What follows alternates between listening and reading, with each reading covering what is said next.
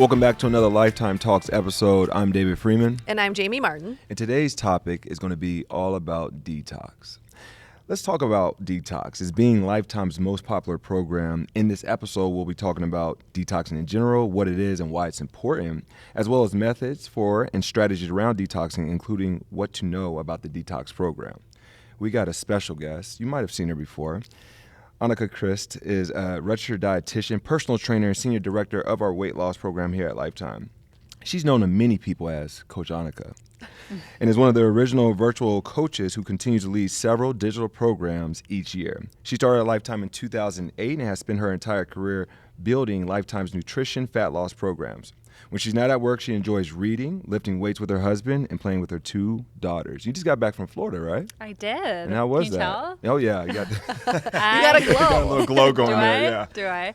I love Florida, and I always think living in Minnesota, I love to get some last chance vitamin D in a warm city, a warm state, so it was lovely. Well, this topic I know is near and dear to you, so I'm excited to share with our listeners all about detox, right? Yeah. I know. I'm going to digress for a second, though, because I love that you said that you enjoy reading. Did you read any good books on vacation, or do you have one you're in the process of? So two of that, I'm usually reading 2 books at a time. Okay. So I have to, it's nuts, but I always have a nonfiction and a fiction all at the same time because I love to learn and I love to perfect my craft, but then I love to escape and get away. So I started It Starts With Us, which is the prequel to It Ends With Us by Colleen Hoover, big Colleen Hoover fan.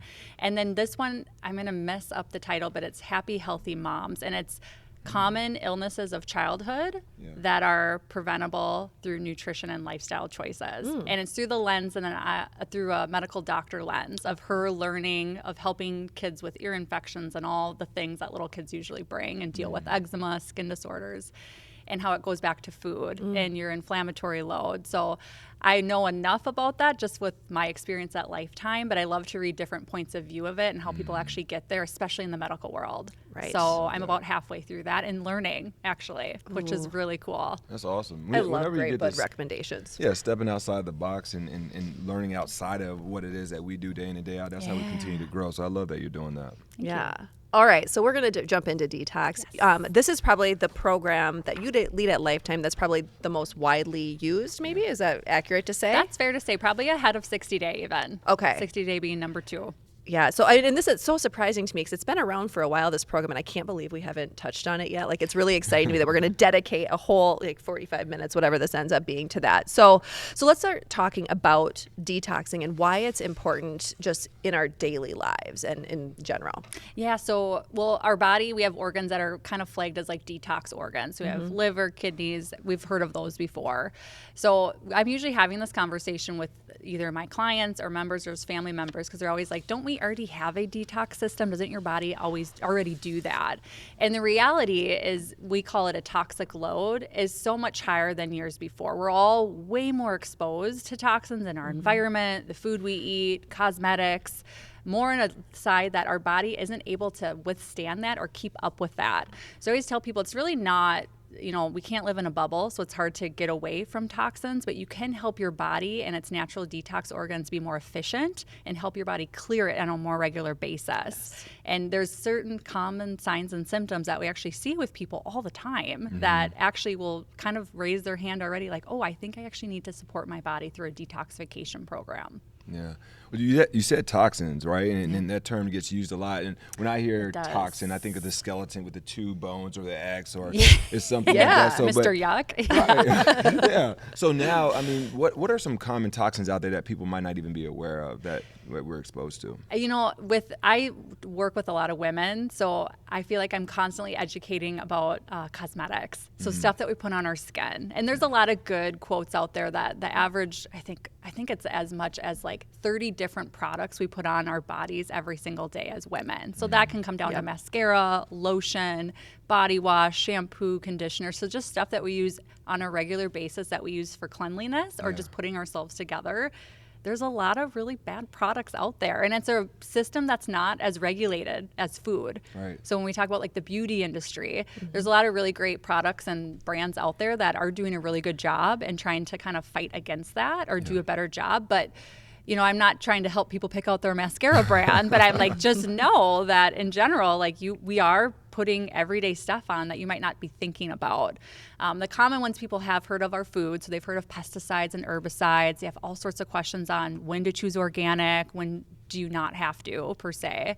I always think of the air we breathe. There's stuff that is put on farmland. So if you live closer to farmland, you're more highly exposed. The water we drink, unfortunately. So I'm usually talking a lot about filtering their water at home and how to do that without breaking the bank, because that's a big question too. But just everyday life in general. It's kind of like when people call things chemicals, it's like everything's kind of a chemical. Sometimes it can feel like that with toxins, like everything kind of feels like a toxin. Well, it's up to your body to be able to get through that, but you have to kind of look yourself in the mirror sometimes. Am I doing everything I can to help my body do that so I don't get bogged down? Awesome. Yeah. So what can happen in our bodies if we let this buildup just continue? Yeah. So I would say the biggest misconception is when I talk about detox with an individual, they're like, my digestion is fine. And I'm like, it's not always about your bowel movements. And that's usually what people think with digestion is bowel movement frequency.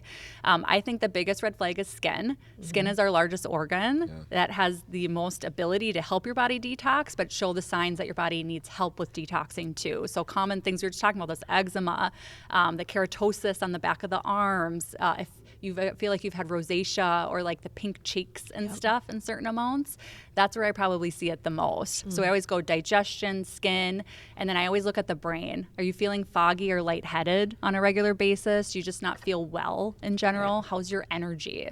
Those are all really good common signs that you might need help with some clearance or some detoxing. So you just hit on a few of them. You had foggy brain, digestive issues, some skin issues. Some other signs that we connected on here, as far as a changing in appetite, as far as what they could probably benefit from a reset from a detox. Yeah. So feeling sluggish, increase of alcohol, caffeine intake, feeling bloated, trouble sleeping, or some other things too. So you want to dive a little bit into those as well? Yeah. Well, especially like during the midst of the pandemic and post-pandemic, I've never talked so much about caffeine and alcohol in my career. Honestly, it's a thing. It's okay to own that too. So I always tell my clients, I never want people to come to me feeling ashamed or that, I know this is bad. I don't need to be told this is bad. It's the reality of what happened. I even myself during parts of that, I was like, oh wow, I'm just opening a White Claw and I'm not even thinking about it. There was parts of that pandemic that were super stressful and where you could come together with community and family. I think beverage and dining, that's what I love about the food industry, is it can come together in good conversations. So I will tell people though that, alcohol is a toxin. It literally is the definition of a toxin. So, there's a lot of really cool gurus in the nutrition field that are talking about, like, if you thought of one thing that in 20 years, we'd all be like, oh yeah, that was never healthy, it's alcohol. Where it's kind of been confusing. There was a time, even when I was getting my degree, it was like, oh, red wine's okay though, because it has more benefits than negatives, and it's a toxin. Your body's gonna try to get it out and try to remove it. So if you feel like you're doing those beverages on a daily, and especially in the caffeine world, if you feel like I cannot get through the day without caffeine, it's probably time to detox. Because the idea is, when it introduced, and specifically with this program, we kind of introduce people to real food again, because you're eliminating mostly processed foods, and it's back to reality with good, wholesome, good choice foods. And so usually people start to just feel better because they're not relying on drugs, caffeine or alcohol or a toxin, and then the food just makes them feel better. So that's probably my favorite part, is like, hey, it's really not a diet per se, it's kind of laying the foundation again. What should your body be able to survive on and feel great and nourished with? And that's probably the most inspiring thing, and why people keep coming back to detox. They're like, even if my body doesn't feel sluggish, I need to reset my eating, and it's back to real food. We could all do that. Exactly. Well, it's funny you say that. I did the detox. What time of year is it right now? Like in the spring, I did a detox, but I still have a shake that I go to. That's like my go-to. I had it this morning for breakfast because it's so good. And some of the recipes, like there's the white chicken chili recipe, for instance, which is delicious. My whole family loves this. This is now a part of our rotation. And like these healthier eats, setting the foundation for healthier whole food eating in many cases, I think, for a lot of people. And not just the person doing it, but the family and people around them too. Yes. So that's always the aha with parents going through detox. They're like, oh, I can do this for my kids too. I'm like, it's real food. Yeah. That's the best part. There's real food. There's nothing they can't eat in all this. No. Well, I do want to, you mentioned caffeine and alcohol. We have episodes, one with you and one with, I think, Paul. Was it? Or were both of those with you? I can't remember. We have episodes people people can go back and listen to, and we can share that in the show notes as well.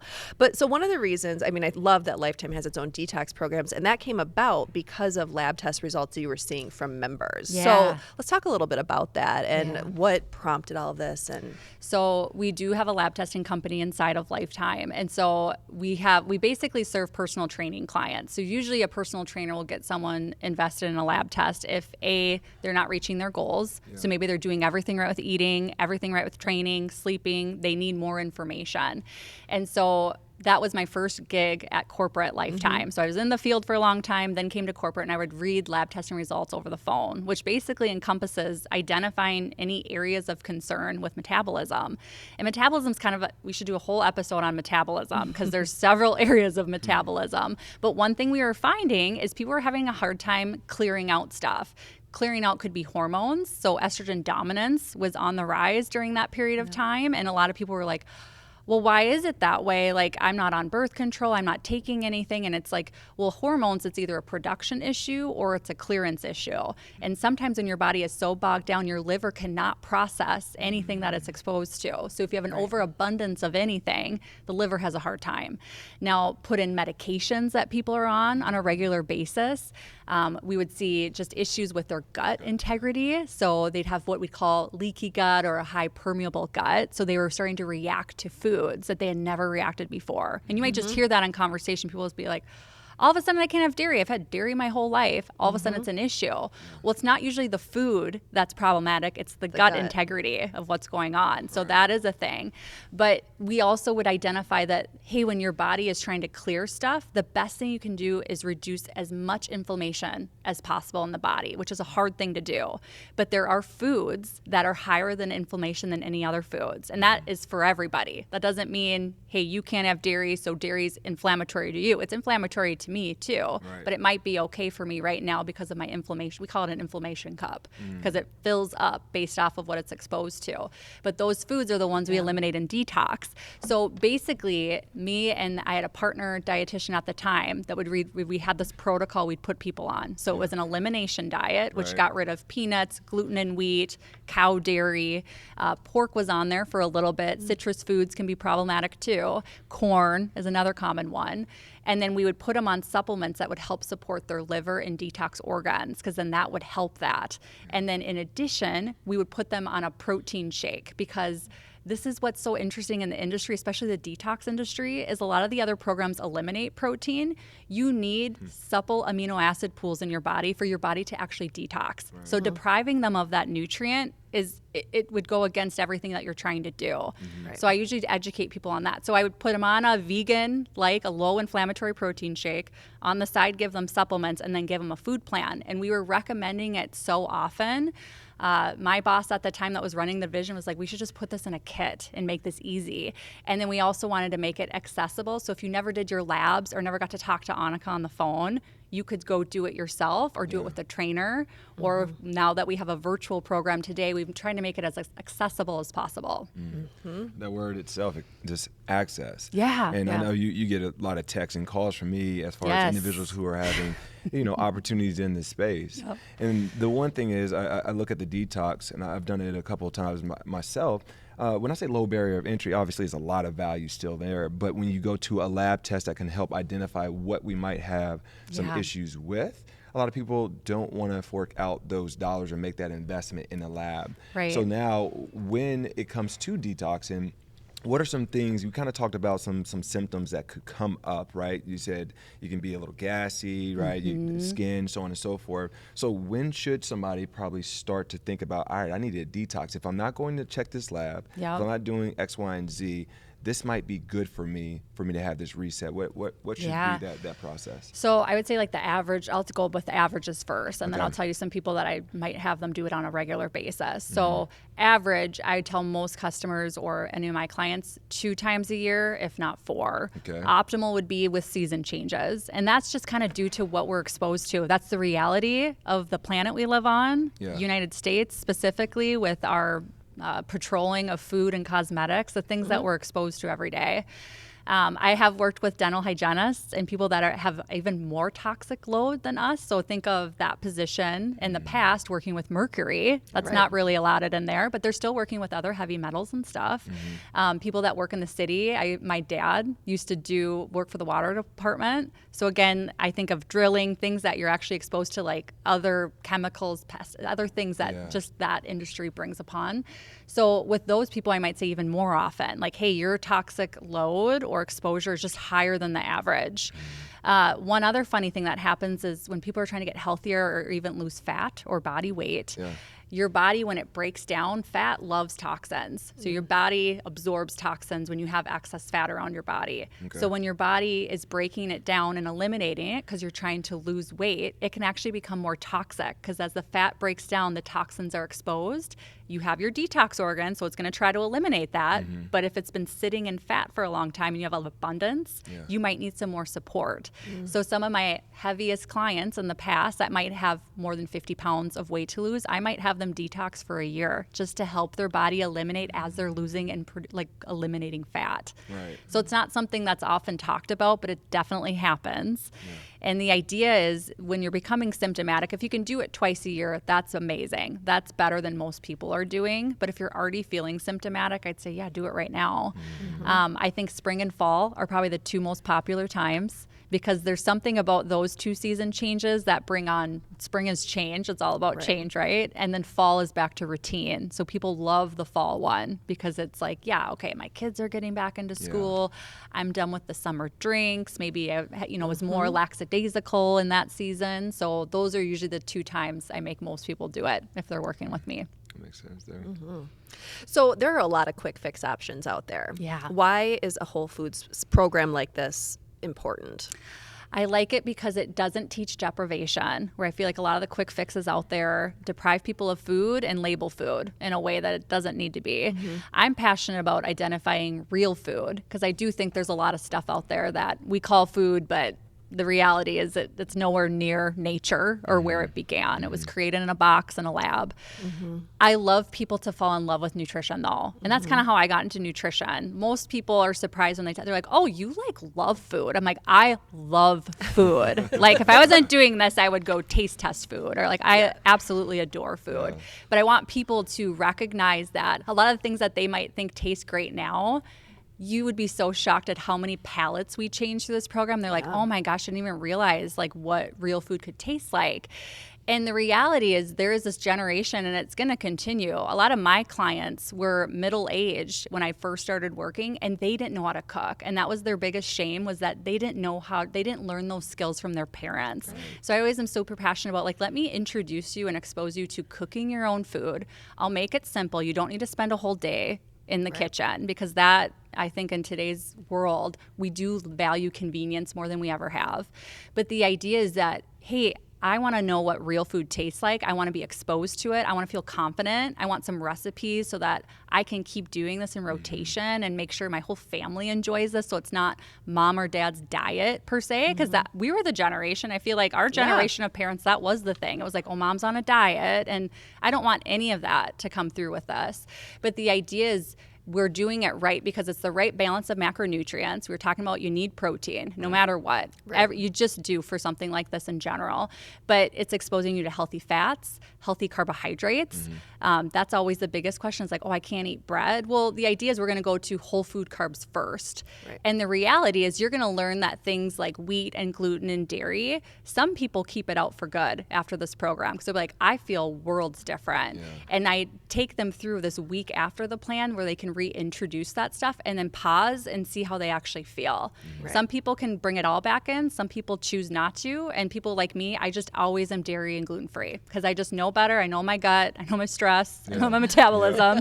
But the idea is that people start to get really excited about food and then how much confidence you get out of that to decide, hey, I'll bring bread back in when I want to. And maybe it's once a week or maybe it's pizza night on Fridays. But they feel so confident in their other decisions and that they can make really good food, healthy, that's nourishing, and actually feel that power back in. That's probably the best part of it. That's where I get excited. Super empowering when people realize that they have that they can take control of those pieces of their life, right? And they're not reliant on other things. But okay, so you were talking about reintroducing foods. I want to talk about what happens when you initially take foods out, because for a lot of people, you know, you're starting the detox program at Lifetime is a 14-day protocol that doesn't include the reintroduction phase.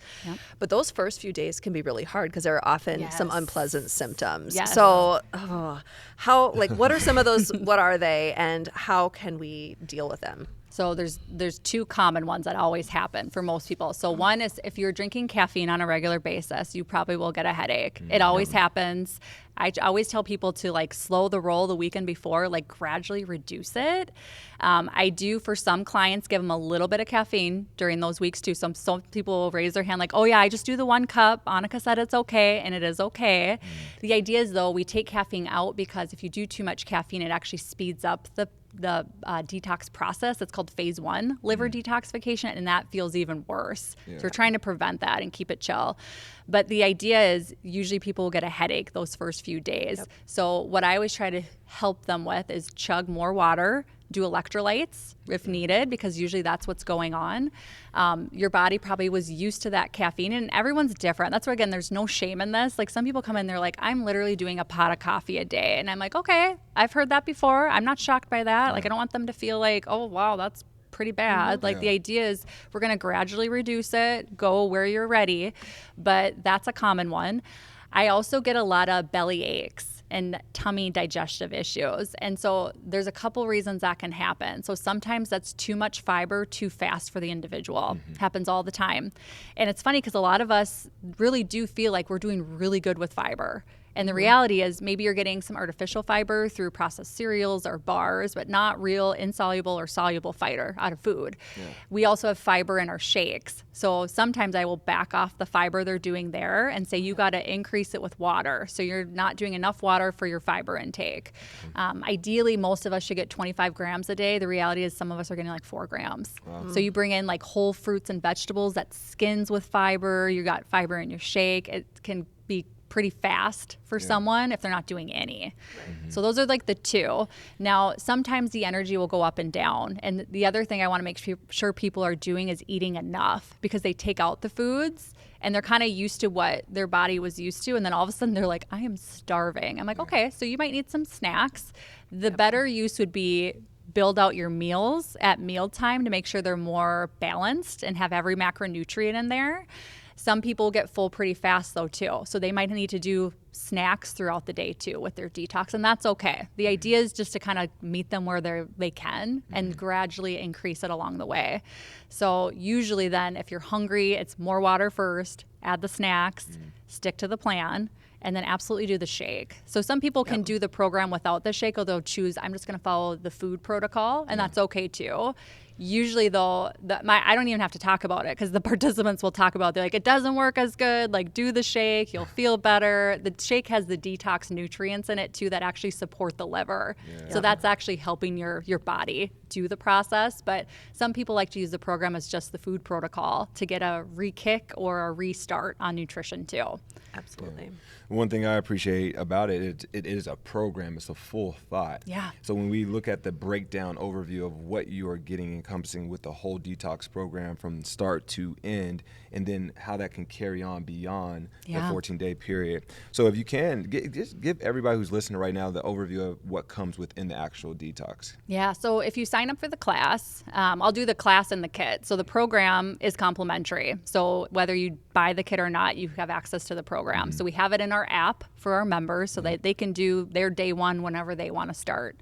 Sometimes I'll do live classes where we pick a start date together because there's science and psychological stuff in that where we all been getting together on a date. So I like to do that a couple times just for our members and our clients. But so with the program, you're going to get access to, it's probably like a 50-page guide. And the guide takes you through everything. It takes you through what foods you're going to take out and what foods you're going to keep in. It has a ton of recipes that we actually also have published on experiencelife.life so that they can go find whatever recipes that they want and sound good to them. You also get access to my coaching team. So I manage a team of dietitians at corporate, and some are at select locations virtually. The idea for that is if you have a question, you can call a dietitian. You have to email us. You can't call us, but you can email us. That was a thing early in my career. And people like that because it gives them more confidence. All the information is there, but it doesn't matter what question. Sometimes people are like, is this okay? And it's like, page 3, girl, but you're good. You're good. You got it. Got this. The idea is just to give them access to as much stuff as they can. So it will take you through. So if you want to follow a meal plan, we have meal plan. Yep. We also have a vegan meal plan too, because we love Dave and our vegan friends. The idea is so that I don't ever want people to feel like they can't do a protocol because of something. So it's like, hey, there's either way.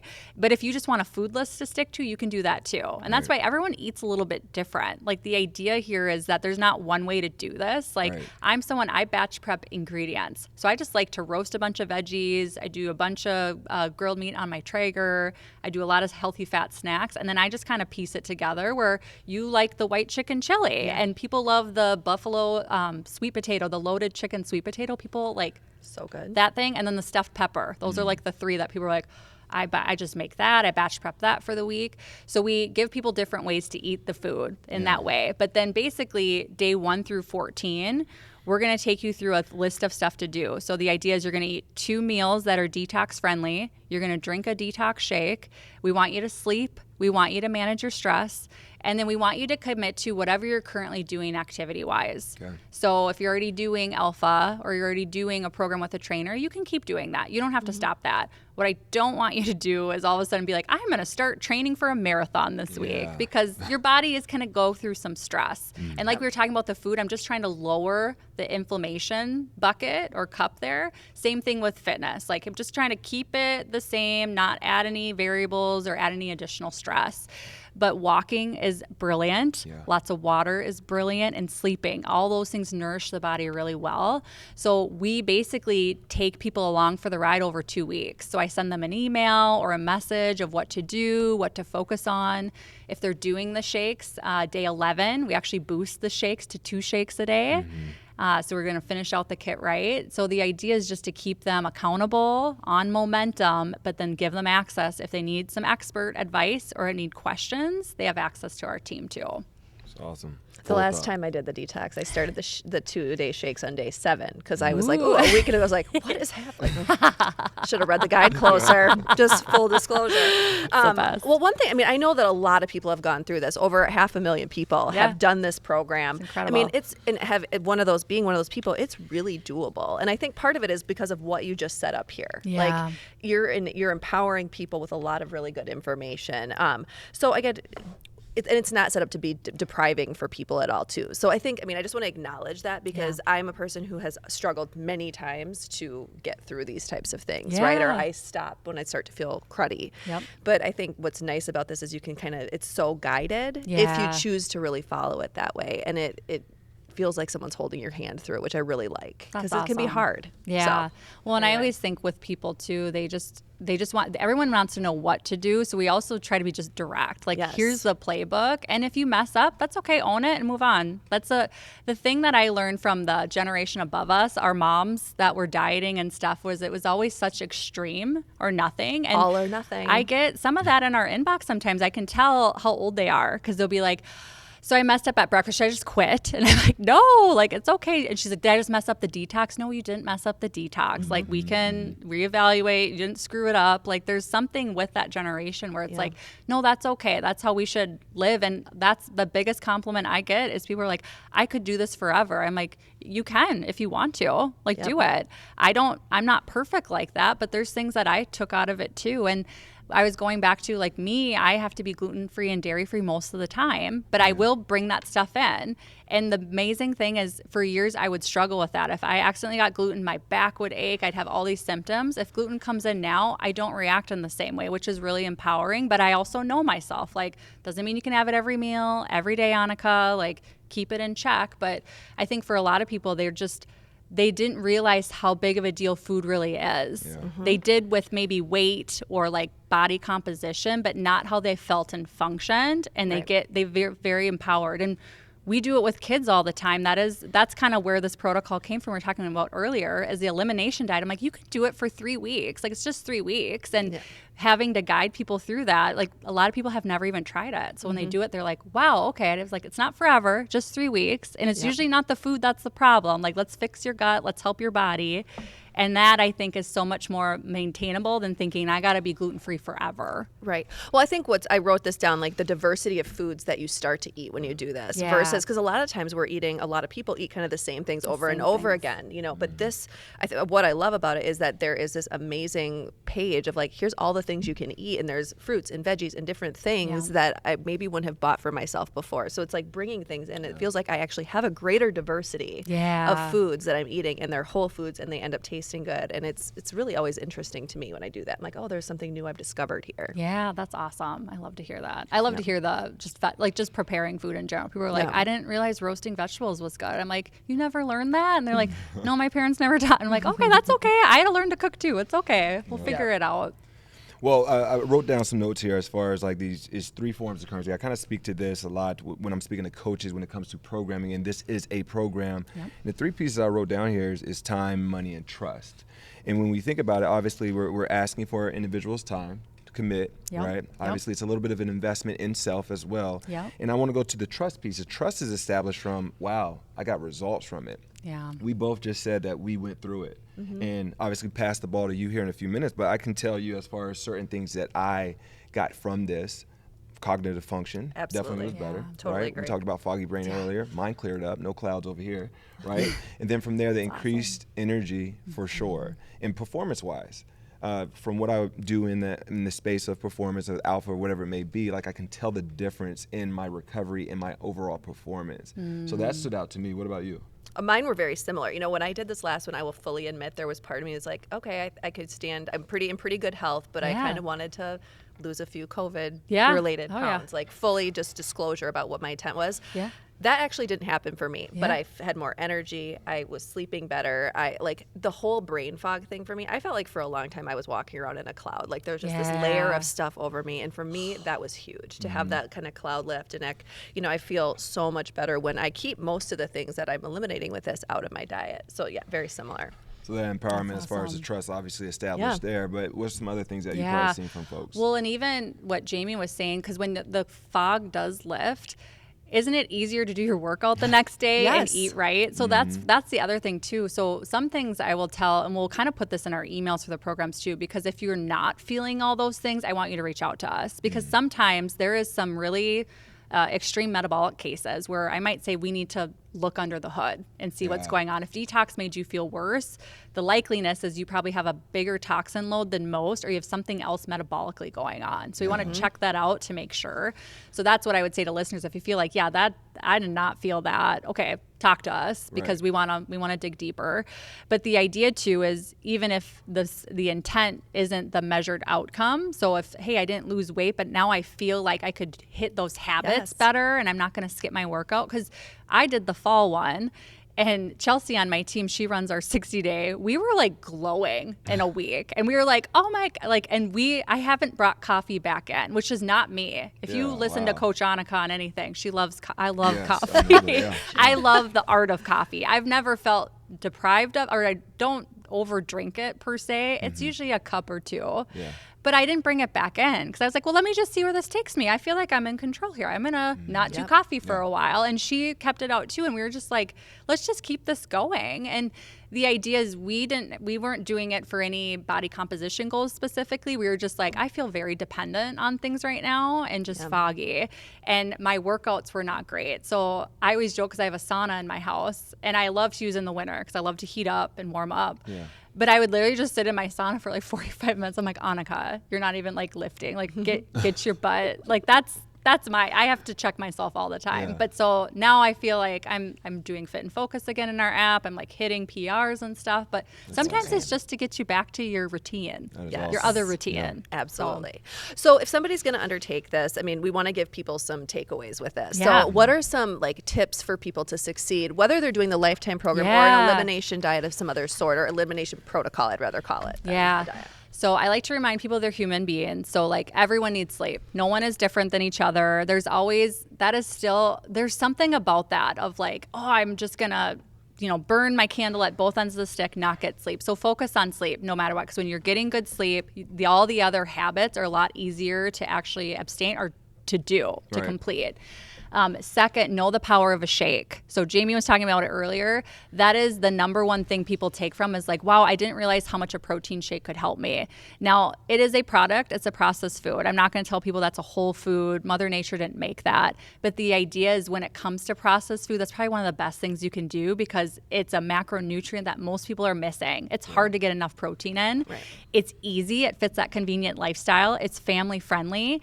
And again, if you choose that as your first meal, whenever that is, that will set the tone for the rest of the day. It always does, no matter what. I see it every day. I love that.